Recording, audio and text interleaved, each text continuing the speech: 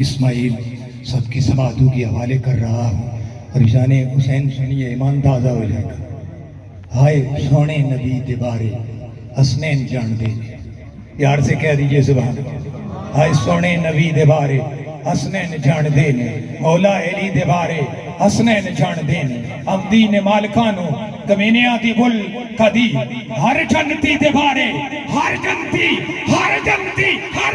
دے بارے حسنین جان دے نے۔ میرا خدا جسے اونچے کمال دیتا ہے اسے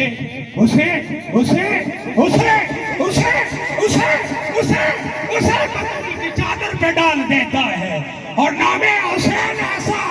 نام ہے پرکھنا جس نے پرکھنا یہ شجرے کمال دیتا ہے۔ اس کی جرت پر جہان رنگبو سجدے، آج وہ رمز آشنائی سرے ہو سجدے میں، بانیاز بندگی ہے اللہ کا ہی کہا دے خاص، جس حکم فعبدو وسجدو سجدے میں ہے۔ کیسا عابد کے وقتل یہ مصلی پہ کھڑا ہوا، فعبدو وسجدو وقتل سجدے میں ہے، اور سر کو کٹا کے کہہ گیا سجدے میں زہرا کا لال، کون جانے کون سمجھائے ہے نصیر عابد و معبود کی گفتگو عابد و معبود کی گفتگو سجدے میں۔ تانے گرامی یہ قدر انتہائی ادب سے درخواست گزار ہوں حضرت علامہ مولانا قاری محمد اسماعیل صاحب، نعرہ تکبیر۔ لے سر آوے، اتنا بڑا کمال لکھا ہے شاعر نے، پوری توجہ کے ساتھ سنیں۔ ہر ایمان والے کی یہ خواہش ہے کہ ہم جب مریں تو قبر میں آقا کی زیارت ہو۔ شاعر لکھتے ہیں مرن تو بعد اے حاکم ایو دل بے تمنا جدے لئی مری کہ آیا ہاں او وچ ملنے قبر آوے۔ شعر رہ گیا تھا، میں صرف آخری دو شعر اپنے انکل نے یاد وچ، حالانکہ طلبان بھائی نے بھی فرمائش ہے کہ نات نے دو کشار نہیں، میں ایک شعری نے فرمائش نہ پڑھ سنا کہ کسا نہ،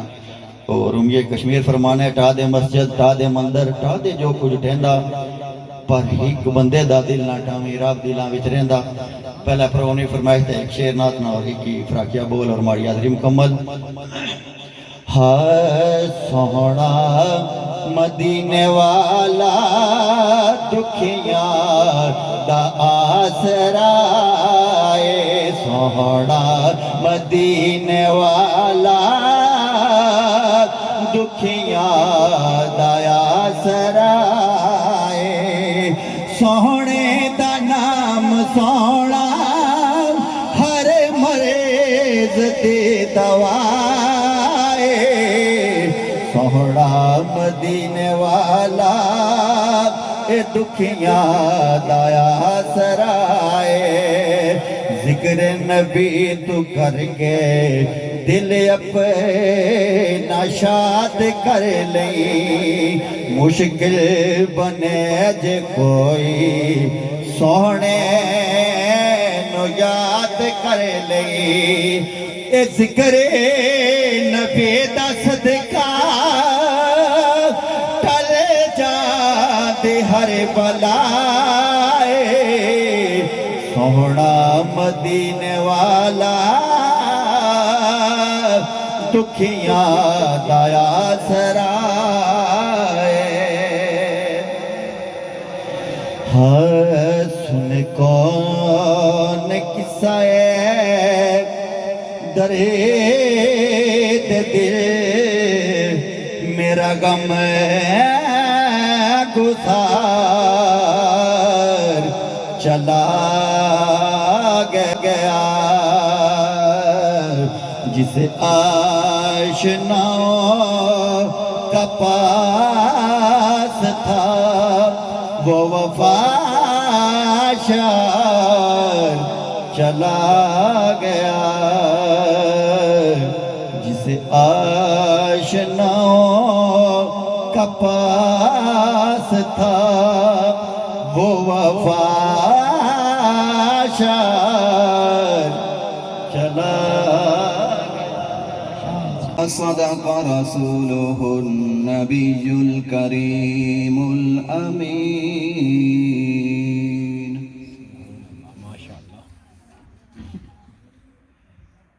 کی محمد سے وفا دو نے تو ہم تیرے ہیں کی محمد سے وفا تو نے تو ہم تیرے ہیں یہ جہاں چیز ہے کیا لوح و قلم تیرے ہیں یہ جہاں چیز ہے کیا لوح و قلم تیرے ہیں محمد کی محبت دین حق کی شرط اول ہے محمد کی محبت دین حق کی شرط اول ہے اگر ہو اس میں خامی تو سب کچھ نامکمل ہے اگر ہو اس میں خامی تو سب کچھ نامکمل ہے اللہ رب العزت کی حمد و ثنا اور نبی پاک علیہ السلام کی ذات اقدس پر درود و سلام پڑھنے کے بعد سب سے پہلے اللہ رب العزت کی بارگاہ اقدس کے اندر التجا ہے دعا ہے اللہ رب العزت مرحوم و مغفور جناب محمد غلام عباس کیانی صاحب آپ کی بے حساب و کتاب مغفرت اور بخشش فرمائے اور آپ کے تمام لواحقین کو گھر والوں کو بالخصوص صاحب زادگان کو اللہ رب العزت صبر جمیل عطا فرمائے عزیزان گرامی 12:35 کے اوپر مجھے اپنی حاضری مکمل کرنی ہے تو اپنے ٹائم کے اندر ہی رہ کر انشاءاللہ تعالی عز و جل چند ایک باتیں آپ تک پہنچانی ہیں سیف کی طرف سے حکم ہوا تھا کہ والدین کی شان کے اوپر گفتگو کرنی ہے تو چند ایک باتیں قرآن مجید فرقان حمید کی مختصر سی آیت کریمہ کا ایک حصہ میں نے آپ کے سامنے رکھا اور بارہا مرتبہ آپ سنتے ہیں علماء کرام سے وَبِالْوَالِدَيْنِ اِحْسَانًا اللہ رب العزت کا یہ حکم ہے فیصلہ ہے کہ اللہ رب العزت ارشاد فرماتا ہے کہ اے لوگو اپنے والدین کے ساتھ احسان کرو بھلائی کرو اپنے والدین کے ساتھ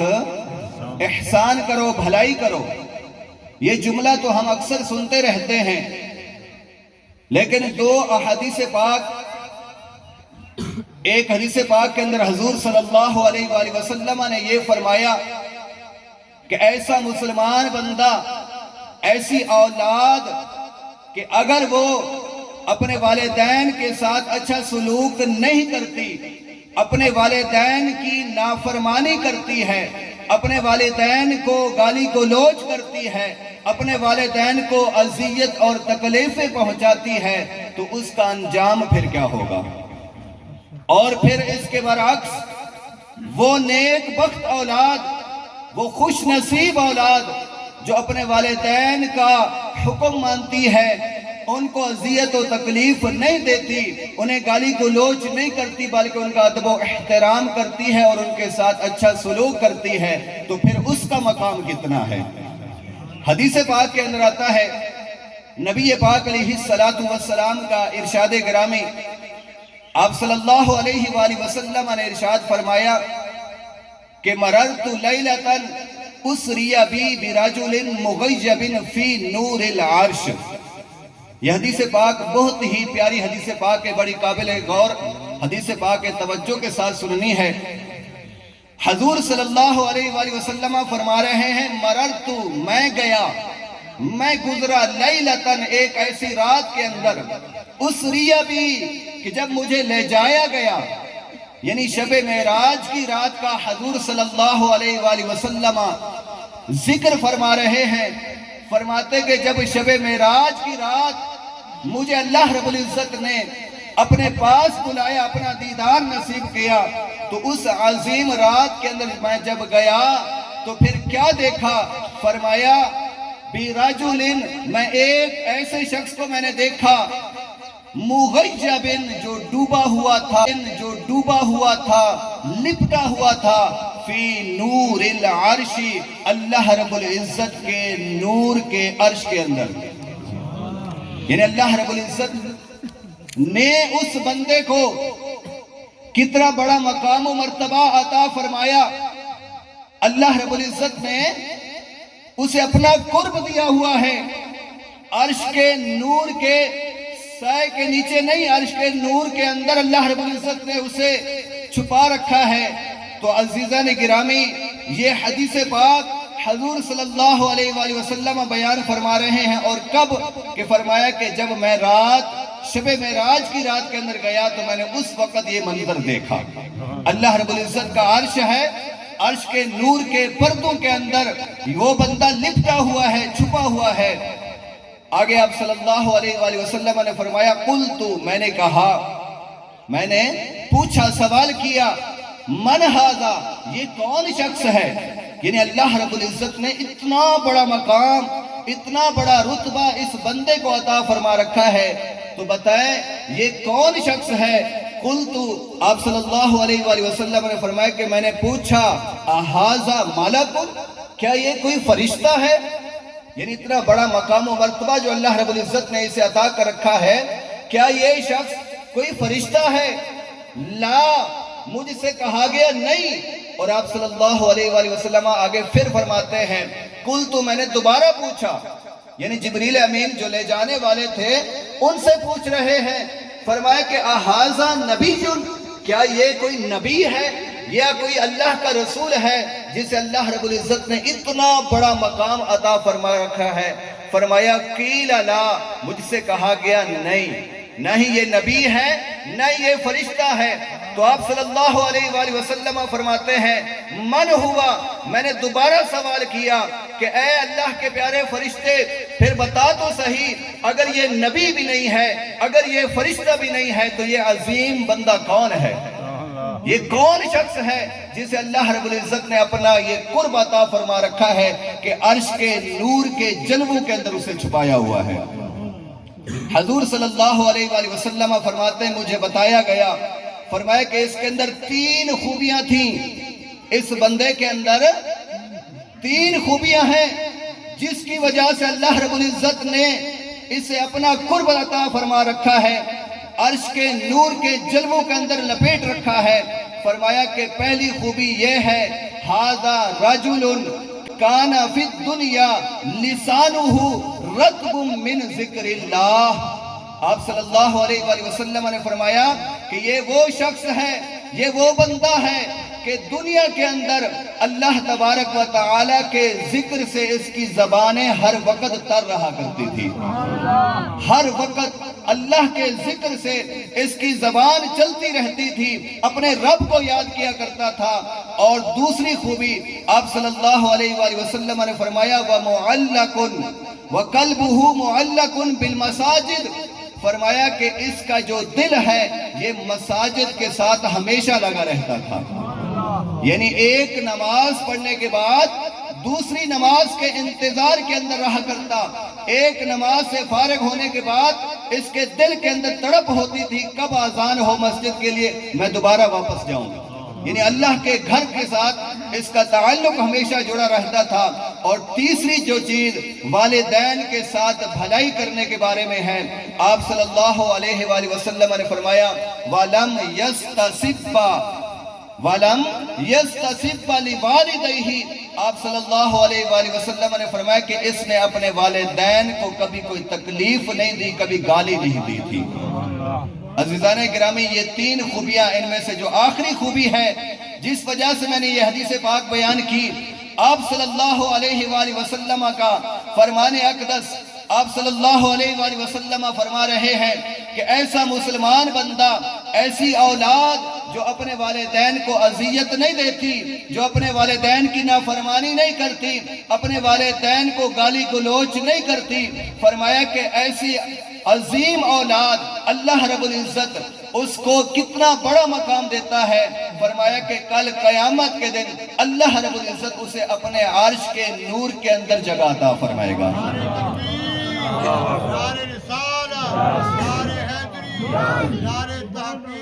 حق جاریہ زندہ باد۔ تو عزیزان گرامی، اس حدیث پاک کے اندر تین چیزیں حضور صلی اللہ علیہ وآلہ وسلم نے بیان فرمائی، یعنی جو اپنے رب کا وفادار ہو، ہم رزق کس کا کھاتے ہیں؟ اپنے رب کا، اور نافرمانی بھی اس کی کریں تو یہ کوئی بات جمتی نہیں ہے۔ اور اسی طرح وہ مساجد جو اللہ رب العزت کے پاکیزہ گھر ہیں، ابھی چمن صاحب ایک شعر پڑھ رہے تھے، ڈھا دے مسجد ڈھا دے مندر، نعوذ باللہ۔ اس کے اندر پہلی بات تو یہ ہے کہ میں صرف اصلاح کے طور پر یہ بات بتا رہا ہوں کہ مسجد کو ڈھا دینا، کیونکہ یہ شعر کیا پتہ ہو سکتا ہے کہ میاں صاحب کا ہے بھی یا نہیں، کسی اور نے بیچ میں ملا دیا ہو، پہلی بات۔ اور اگر میاں صاحب کا ہے بھی پھر بھی یہ شعر غلط ہے، اس کا پڑھنا غلط ہے۔ اس کی وجہ کہ ڈھا دے مسجد ڈھا دے مندر، مندر تو ہم ڈھا دیں وہ تو سمجھ آتی ہے، اللہ کا گھر کیوں اٹھائے بھئی؟ اللہ کا گھر کیا؟ نعوذ باللہ، مسلمان کے دل کے اندر تو اللہ رہتا ہے کہ مسجد میں نہیں رہتا، اس کو ہم کس طرح گرا سکتے؟ نعوذ باللہ۔ یہ بات، یعنی یہ شعر اکثر پڑھا جاتا ہے، یہ شعر غلط ہے، اس کا نہیں پڑھنا چاہیے، کیونکہ اس کے اندر یہ معنی کہ ڈھا دے مسجد ڈھا دے مندر، مسجد کو نہیں ڈھانا چاہیے، کچھ بھی ہو جائے مسجد، راستے کے اندر بھی اگر مسجد آ رہی ہے، حدیث پاک کے اندر آتا ہے کہ آسمان سے لے کر تحت الثری تک جو جگہ مسجد کی ہوتی ہے وہ ہمیشہ قیامت تک مسجد ہی رہے گی، اس کو ادھر ادھر بھی نہیں کر سکتے۔ تو مطلب یہ ہے کہ مسجد جو ہے وہ اللہ کا پاکیزہ گھر ہے، اس کو گرا دینا یا اس کی باتیں اس طرح کی کرنا، یہ بھی نعوذ باللہ گناہ کے زمرے کے اندر آتی ہیں، اس سے بچنا چاہیے۔ تو حضور صلی اللہ علیہ وآلہ وسلم نے دوسری بات جو بیان فرمائی، وَقَلْبُهُ مُعَلَّقٌ بِالْمَسَاجِدِ، کیا آپ صلی اللہ علیہ وآلہ وسلم نے فرمایا کہ اس کا دل ہمیشہ اللہ کے گھر کے ساتھ لگا رہتا تھا، یعنی وہ اپنے رب کا بھی وفادار ہے، اپنے پیارے نبی حضرت محمد مصطفیٰ صلی اللہ علیہ وآلہ وسلم کا بھی وفادار بن کر رہا۔ اور تیسری چیز فرمایا کہ اپنے والدین کے ساتھ بھی اس نے وفا کی، ان کی خدمت کرتا رہا، ان کے ساتھ حسن سلوک سے پیش آتا رہا، ان کے ساتھ بھلائی کرتا رہا، اس طرح اس نے زندگی گزاری۔ تو اللہ تبارک و تعالی نے قیامت کے دن سے کتنا بڑا جو ہے مرتبہ عطا فرمائے گا، فرمایا کہ وہ فی نور العرش مغیب، کہ وہ اللہ رب العزت کے عرش کے نور کے اندر وہ چھپا ہوا ہوگا، عرش کے نور کے اندر اسے اللہ رب العزت جگہ عطا فرمائے گا۔ اس کے علاوہ ایک اور بات،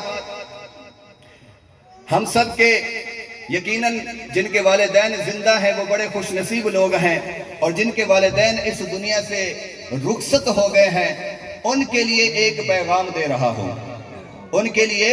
ایک پیغام ہے۔ آپ صلی اللہ علیہ وآلہ وسلم کا فرمان اقدس، اس سے پہلے ایک حدیث پاک یہ بھی سماعت فرما رہے ہیں، آپ صلی اللہ علیہ وآلہ وسلم نے فرمایا کہ من سرہ ان یمد لہ فی عمرہ، جو شخص یہ چاہتا ہے کہ اس کی عمر طویل ہو جائے، جس کی یہ تمنا اور خواہش ہو کہ اس کی عمر، اس کی زندگی لمبی ہو جائے، اور فرمایا وَيُزَادَ فِي رِزْقِهِ، اور جو شخص یہ چاہتا ہے کہ اس کے رزق کے اندر کشادگی ہو جائے۔ ہم میں سے ہر بندہ یہ چاہتا ہے، چاہتے نہیں چاہتے؟ ہر بندہ یہ چاہتا ہے کہ میری زندگی بڑی لمبی ہو، عمر اللہ رب العزت مجھے جو دے تو وہ لمبی زندگی ہو، طویل ہو، اور دوسری بات کہ کسی کا محتاج بھی نہ ہو بندہ، اللہ رب العزت اتنا رزق عطا فرمائے کہ کبھی کسی کے ٹکڑوں کی طرف دیکھنے کی ضرورت ہی نہ پڑے، اللہ رب العزت کسی دوسرے کا محتاج نہ کرے۔ تو فرمایا کہ جو شخص یہ تمنا کرتا ہے، یہ خواہش رکھتا ہے کہ کہ اللہ تبارک و تعالی اسے زندگی عطا کرے تو لمبی زندگی دے، اور رزق عطا کرے تو اس کے اندر بھی اضافہ فرمائے، کشادگی کر دے، تو آپ صلی اللہ علیہ وآلہ وسلم نے فرمایا لَيَبَرَّ بِوَالِدَيْهِ، تو اسے چاہیے کہ وہ اپنے والدین کے ساتھ اچھا سلوک کرے، اپنے والدین کے ساتھ اچھا سلوک کرے، اور فرمایا فَلْيَصِلْ رَحِمًا، اپنے رشتہ داروں کے ساتھ صلہ رحمی کے ساتھ پیش آئے، یہ دو عمل کر لے، اللہ رب العزت اس کی زندگی بھی دراز کر دے گا، اس کے رزق کے اندر بھی اضافہ فرما دے گا۔ اور اس کے علاوہ جو پیغام اہل خانہ کو اور آپ سب کو دینا ہے وہ کیا ہے؟ نبی پاک علیہ السلام کا ارشاد گرامی، اور میں اکثر یہ حدیث پاک جب بھی اس طرح کا کوئی موقع آتا ہے وہاں بیان کرتا ہوں۔ آپ صلی اللہ علیہ وآلہ وسلم کی بارگاہ کے اندر ایک شخص آتا ہے، ابو داؤد کے اندر، ابن ماجہ کے اندر، مشکات کے اندر یہ حدیث پاک موجود ہے۔ حضور صلی اللہ علیہ وآلہ وسلم کی بارگاہ کے اندر ایک شخص حاضر ہوتا ہے، عرض کرتا ہے یا رسول اللہ، یا حبیب اللہ، میرے والدین جب تک زندہ تھے میں ان کے ساتھ اچھا سلوک کرتا تھا، ان کے حقوق ادا کیا کرتا تھا، کیا اب ان کے رخصت ہو جانے کے بعد، اس دنیا سے چلے جانے کے بعد، کیا یا رسول اللہ اب بھی کوئی حقوق ہیں جو میں ان کے پیچھے ادا کروں؟ والدین کی وفات کے بعد، اس دنیا سے رخصت ہو جانے کے بعد اب بھی کوئی ایسے حق ہیں، کوئی ایسی چیزیں ہیں جو اولاد پر لازم ہوں؟ آپ صلی اللہ علیہ وآلہ وسلم نے فرمایا ہاں، قال نعم، آپ صلی اللہ علیہ وآلہ وسلم نے فرمایا ہاں، 4 حق ایسے ہیں اولاد کے لیے والدین کے رخصت ہو جانے کے بعد بھی کہ ان کا کرنا لازم اور ضروری ہے۔ فرمایا الصلاۃ علیہما، ان کے لیے دعائے خیر و برکت کرنا، والدین کے لیے دعا کرنا، ربنا غفر لی ولوالدی، ہم نماز کے اندر، تحیات کے اندر یہ دعا مانگتے ہیں نا، ربنا غفر لی، اے میرے رب، اے ہمارے رب میری مغفرت فرما، ولوالدی، اور میرے والدین کی مغفرت فرما، وللمؤمنین یوم یقوم الحساب، اس قیامت کے دن جب حساب و کتاب، نبی پاک علیہ السلام کا بھی فرمان ہے۔ اور دوسرا فرمایا والاستغفار لہما، اور فرمایا کہ ان کے لیے بخشش کی، گناہوں کے معافی کی دعا مانگنا، یعنی ایک تو ہے خیر و برکت کی، یعنی ان کے لیے بلندی درجات کی دعا کرو، دوسری دعا کیا ہے؟ فرمایا کہ ان کے لیے دعا یہ کرو کہ جو ان سے زندگی کے اندر صغیر اور کبیر گناہ ہو گئے ہیں ان کی بخشش اور مغفرت کی اللہ کی بارگاہ سے معافی مانگو، ان کے لیے بخشش کی دعا مانگو۔ تیسری چیز فرمایا وَإِنْفَاذُ عَهْدِهِمَا مِنْ بَعْدِهِمَا، فرمایا کہ اللہ تبارک و تعالی کی بارگاہ کے اندر اس مسلمان بندے کے لیے تیسرا پیغام کیا ہے؟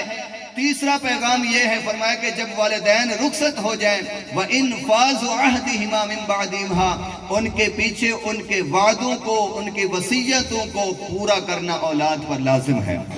جو اولاد اب موجود ہے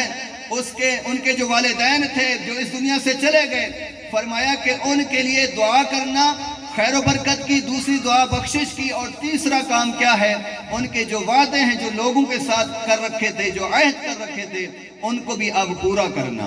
اور چوتھی چیز وصلۃ الرحم التي لا توصل الا بهما واکرام صدیقہما، آپ صلی اللہ علیہ وآلہ وسلم نے فرمایا اولاد پر لازم ہے کہ جو والدین کے جو رشتہ دار ہیں، جو خونی رشتہ دار ہیں، جن سے خونی تعلق ہے، یعنی چاچا، ماما، تایا، جتنے بھی خونی رشتے ہوتے ہیں، فرمایا کہ ان کے ساتھ وَإِكْرَامُ صِدِّيقِهِمَا، اور والدین کے جو دوست ہیں ان کے ساتھ تعظیم کے ساتھ پیش آنا اور ان کے ساتھ بھلائی کرنا، صلہ رحمی کرنا، یہ اولاد پر لازم ہے۔ تو عزیزان گرامی، اس حدیث پاک کے اندر یہ 4 چیزیں آپ صلی اللہ علیہ وآلہ وسلم نے ہمیں تعلیم دی۔ فرمایا کہ یہ 4 چیزیں والدین کے رخصت ہو جانے کے بعد بھی مرتے دم تک ہر مسلمان بندے پر لازم اور ضروری ہیں۔ اللہ رب العزت کی بارگاہ سے دعا ہے کہ اللہ تبارک و تعالی بندہ ناچیز کو بھی اور آپ سب کو بھی اس پر عمل کرنے کی توفیق عطا فرمائے، آمین ثم آمین، وما علینا الا البلاغ۔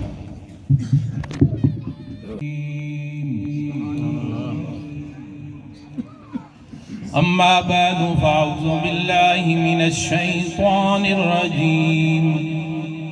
بسم الله الرحمن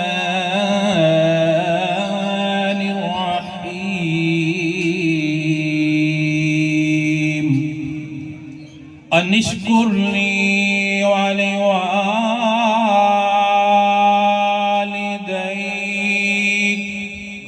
صدق الله العظيم وصدق الرسول النبي الكريم الأمين ببركته إن الله وملائكته يصلون على النبي يا أيها الذين آمنوا صلوا عليه وسلموا تسليما اللهم صل على سيدنا ومولانا محمد وعلى آل سيدنا ومولانا محمد وبارك وسلم وصل عليه الصلاة والسلام عليك يا سيدي يا رسول الله الصلاة والسلام عليك يا سيدي يا حبيب الله الصلاة والسلام عليك يا سيدي يا رحمة للعالمين محبوب راضی کرے آ کر ستے ہوئی لیکھ جگایا کر محبوب راضی کرے آ کر ستے ہوئی لیکھ جگایا کر ہر آن مدینے والے دے ہر آن مدینے والے دے درود و سلام پہنچایا کر ہر آن مدینے والے دے درود و سلام پہنچایا کر میرے نہایت ہی واجب الاحترام والاکرام دوستو بزرگوں عزیز ساتھیوں میری جماعت کے مقتدر علماء اکرام اور آپ عوامی اہل سنت مہمان اور میزبان میرے نہایت ہی واجب الاحترام والاکرام دوستو بزرگوں عزیز ساتھیوں میری جماعت کے مقتدر علماء اکرام اور آپ عوامی اہل سنت مہمان اور میزبان تمام کو میری طرف سے السلام علیکم ورحمۃ اللہ وبرکاتہ مجھ سے پہلے آپ نے انقلابی خطاب سنا محترم علامہ جاوید قادری صاحب کا شان والدین کے حوالہ سے مجھے بھی محترم بھائی سیف صاحب نے بازریہ ٹیلی فون حکم دیا تھا کہ آپ نے بھی شان والدین بیان کرنی ہے یہ میرے پاس 20-22 منٹ ہیں اس کے اندر جو میرے ذہن کے اندر اور باتیں ہیں وہ بھی انشاءاللہ العزیز آپ کی سماعتوں کی نظر اور شان والدین بھی ساتھ ہی ساتھ انشاءاللہ العزیز اللہ کی توفیق سے بیان کرنے کی کوشش ہوگی اور وقت جو دیا ہے انشاءاللہ اس وقت کے اندر میں آپ کے سامنے حاضر خدمت ہوں یہ رب کائنات کا کروڑا فضل ہے کرم ہے اس کی مہربانی ہے کہ اس نے ہم سب کو مجھے بھی آپ کو بھی محترم غلام عباس صاحب مرحوم و مغفور جن کی روح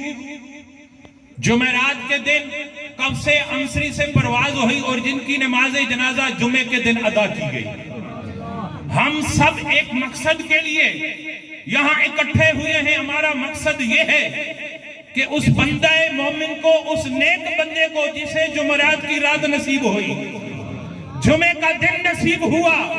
اور جس کے پیچھے ایک نہیں دو نہیں تین نہیں کئی لوگ یہ کہہ رہے ہیں بہت اچھا انسان تھا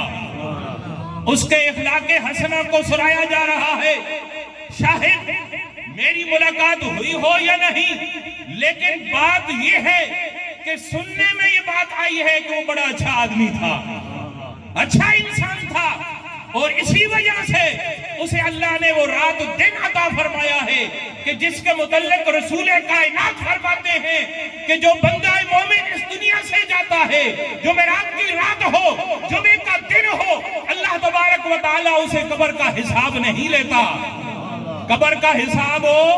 نہیں لیتا۔ تو حضرات محترم، ہم اس روح کو خراج تحسین پیش کرتے ہیں،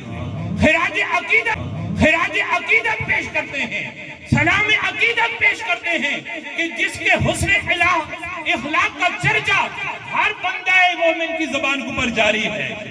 گاڑیوں میں سفر کرنے والے کہہ رہے ہیں وہ بڑا اچھا بندہ تھا، راستے میں چلنے والے بندے کہہ رہے ہیں بڑا اچھا بندہ تھا۔ آج بھی علماء کرام کہہ رہے ہیں کہ ہمارے وہ دوست، وہ بزرگ بڑے اچھے تھے۔ تو دوستان محترم، یہ زندگی جو انہوں نے گزاری ہے، اسی زندگی کو اپنی زندگی کا مشعل بناؤ کہ ہم بھی بزرگوں کی طرح زندگی گزاریں گے۔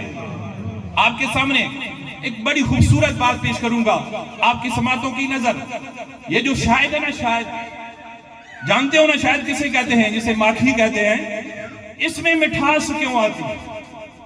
اس میں مٹھاس کیوں آتی ہے؟ آپ جانتے ہیں کیونکہ یہ صحرائی علاقہ ہے، پہاڑی علاقہ ہے۔ ہر درخت کے متعلق، ہر پھل کے متعلق آپ کے علم کے اندر ہے۔ یہاں لوگ بزرگ بھی موجود ہیں، نوجوان بھی موجود ہیں، سب لوگ اہل علم، دانشور بھی موجود ہیں۔ آپ یہ جانتے ہیں کہ ہر پھل کی جو خوشبو ہے، ہر درخت کی جو ہے کھٹاس ہے، مٹھاس ہے، الگ الگ ہے، لیکن وہ شہد کی مکھی جو ہے ہر پھل سے روح جو ہے جوس کرنے آتی ہے، جوس لاتی ہے اور اپنے پکھے میں جمع کرتی ہے۔ اب اس کے اندر مٹھاس کیوں آتی ہے؟ اب اس کے اندر مٹھاس کیوں آتی ہے؟ یہ بات میں آپ کے سماعتوں کی نظر کرنے والا ہوں۔ اور یہ جو ہمارے علماء کرام الحمدللہ ثم الحمدللہ جو ترنم سے بولتے ہیں، جنہیں رب نے آواز کے اندر سوز و قداز رکھا ہوا ہے، یہ سوز و قداز کیوں ہے؟ یہ ترنم کیوں ہے؟ یہ اس مکھی کی مثال دیکھ لو۔ مکھی جوس لے کر آئی، کوئی کڑوا ہے، کوئی میٹھا ہے، کوئی کھٹا ہے، لیکن جب آتی ہے جمع کرتی ہے تو مکھی سے سوال کیا جاتا ہے۔ اور سوال کرتے ہیں، میرے ساتھ ذرا مل کر کہہ دیں سبحان اللہ۔ اے شہد کی مکھی، تو نے کڑوا بھی جوس لایا، میٹھا بھی جوس لایا، کھٹا بھی لایا، ہر قسم کے پھلوں سے تو جوس لاتی ہیں، ایک جگہ جمع کرتی ہیں، لیکن وہ شاید میٹھا کیوں ہوتا ہے؟ اس میں مٹھاس کیوں ہے؟ وہ مکھی جواب دیتی ہے، اے دنیا کائنات کے اندر رہنے والے انسانوں، تجھے رب نے زبر بنایا ہے، تجھے رب نے بڑی شان دی ہے، تم اشرف المخلوقات ہو، میں ایک مکھی ہوں، عام مخلوق ہوں، لیکن میرے اندر ایک خاص بات ہے، خاص بات ہے۔ خاص بات یہ ہے کہ سارے پھلوں کے جو کر کے جب میں اکٹھا کر کے جمع کرتی ہوں، پھر میں ایک عمل کرتی ہوں، او عوام اہل سنت، آپ کو بھی وہ عمل کرنے کی دعوت ہے۔ علماء اہل سنت جو میرے سر کے تاج ہیں، انہیں بھی وہ عمل کرنے کی دعوت ہے، کیونکہ مکھی ہماری رہنمائی کر رہی ہے۔ زبان کے اندر شیریں چاہیے، زبان کے اندر مٹھاس چاہیے، ترنم چاہیے، خوش اخلاقی چاہیے، تو مکھی جیسا عمل کرو جو مکھی کرتی ہے۔ مکھی سے پوچھا گیا تو کیا کرتی ہے؟ اے دنیا کے اندر رہنے والے انسانوں، مکھی کہہ رہی ہے کہ جب سارے جوس اکٹھے ہو جاتے ہیں اور میں پڑھتی ہوں الصلاۃ والسلام علیک یا سیدی یا رسول اللہ، انا خاتم النبیین کی بارگاہ میں درود و سلام پڑھتی ہوں، اور سلام پڑھنے کے بعد، درود پڑھنے کے بعد اللہ تبارک و تعالی اس کی برکت سے اس شہد کے اندر مٹھاس پیدا کر دیتا ہے۔ یہ اللہ رب العالمین کے پیارے محبوب کی ذات ہے کہ اس کی ذات کے اوپر پڑھنے والی درود مکھی جو ہے اس کے جوس لہنے والی ہر درخت سے، اور جب وہ پڑھتی ہے درود و سلام، اللہ اس شہد کے اندر مٹھاس پیدا کر دیتا ہے، اللہ اس شہد کے اندر مٹھاس پیدا کر دیتا ہے۔ یا رسول اللہ، یا علی، تاجدار ختم نبوت، تاجدار ختم نبوت، تاجدار ختم نبوت، دوستان محترم، والدین کی شان بڑی شان ہے. قرآن میں ایک جگہ نہیں کئی جگہ کے اوپر میرے اور آپ کے پیارے آقا علیہ الصلوۃ والسلام کے فرمودات یہ کئی مقامات کے اوپر صحیح ستہ کی بڑی حدیثیں، مسلم شریف ہو، مشکات شریف ہو، بخاری شریف ہو، ابو داؤد شریف ہو، ترمذی شریف ہو، جو بھی کتاب اٹھا کر دیکھے رسول کائنات کا فرمان آپ کو والدین کی شان میں نظر آئے گا. لیکن آؤ دوستان محترم، میں آپ کو جو دعوت فکر دینا چاہتا ہوں، سب سے پہلے جو والدین کی ذمہ داری ہے وہ بھی حدیث مصطفیٰ ہے. رب کے رسول نے فرمایا ہے، دنیا کائنات کے اندر رہنے والوں، اے والدو اپنی اولاد کو 3 کام سکھاؤ. علامہ نوری صاحب 3 عمل سکھاؤ. 3 عمل کون سے ہیں؟ آؤ سب سے پہلے کہہ دو سبحان اللہ. اللہ کے محبوب علیہ السلام نے فرمایا پہلا عمل یہ ہے کہ مجھ محمد کی محبت سکھاؤ.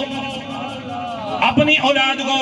والد کو، والدہ کو یہ دعوت فکر دی جا رہی ہے. آج کے علماء باس مرحوم مغفور کے اس ہم پہنچے ہوں، یہ بڑا ختم ضرور ہو سکتا ہے، بڑی دعا ضرور ہو سکتی ہے. اس کے اندر آنے والوں یہ ایک پیغام اپنے ذہن کے اندر رکھ کے جاؤ، جو اپنے بیٹوں کے باپ ہیں، جو والدین ہیں،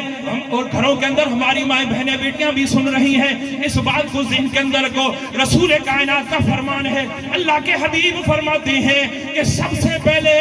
اپنی اولاد کو میری محبت سکھاؤ، میرا پیار سکھاؤ. پھر اس کے بعد میری آل کی محبت سکھاؤ. پھر اس کے بعد انہیں قرآن سکھاؤ. ہم دیکھیں اپنے گربانوں کے اندر جا کر ذرا نظر کریں، کیا ہم ان 3 عملوں کے اوپر بات کر رہے ہیں؟ کیا زندگی گزار رہے ہیں؟ کیا عمل کر رہے ہیں کہ نہیں؟ دوستان محترم، اگر کر رہے تو الحمدللہ ثم الحمدللہ، نہیں تو آج سے یہ تحیہ کریں کہ انشاءاللہ العزیز ہم اپنی اولاد کو رسول کی محبت سکھائیں گے، رسول کا پیار سکھائیں گے، خاتم النبیین کی محبت سکھائیں گے، اور جو ہے اللہ کے محبوب کی آل کی مودت اور محبت سکھائیں گے. پھر اس کے بعد انہیں قرآن بھی پڑھائیں گے. یہ پیارے پیارے لوگ آپ کے پاس موجود ہیں، آپ کے پاس آتے ہیں مسجدوں کے اندر قرآن پڑھانے کے لیے، اپنے بچوں کو سپارہ ہاتھ میں دے کر تیار کر کے سکول جس طرح تیار کر کے بھیجتے ہو، اس سے بھی زیادہ تیار کر کے خوشبو لگا کر اپنے بچوں کو مسجدوں میں بھیجا کرو، کیونکہ اللہ کے نبی نے فرمایا ہے اپنے بچوں کو قرآن سکھاؤ. جب قرآن سیکھنے والے ہوں گے تمہیں فائدہ کیا ملے گا؟ دوستان محترم، آؤ میں آپ کو ایک بڑی پیاری بات سنانے والا ہوں. اپنے بھائی سیفل کے اور ان کے دوسرے بھائیوں کی نظر کر رہا ہوں کہ ایک بچہ ہے جسے قرآن پڑھایا گیا، جسے سورہ یاسین پڑھائی گئی، جسے سورہ رحمان یاد کرائی گئی، اور اس کا باپ دنیا سے چلا جاتا ہے. اس کا باپ جب دنیا سے چلا گیا اور ہر روز صبح جا کر اپنے والد گرامی کی قبر کے سرانے کھڑے ہو کر، آنکھوں نے سبحان اللہ، قبر کے سرانے کھڑے ہو کر سورہ یاسین شریف کی تلاوت کرتا ہے. یہ اس کا معمول تھا. لیکن ایک دن ایسا ہوا، کسی وجہ سے نہ جا سکا، رات آ گئی. جب رات کو سوتا ہے اپنے والد گرامی کو خواب کے اندر ملتا ہے. والد گرامی کہتے ہیں اے میرے بیٹے، آج تو میری قبر پر کیوں نہ آیا؟ آج تو میری قبر پر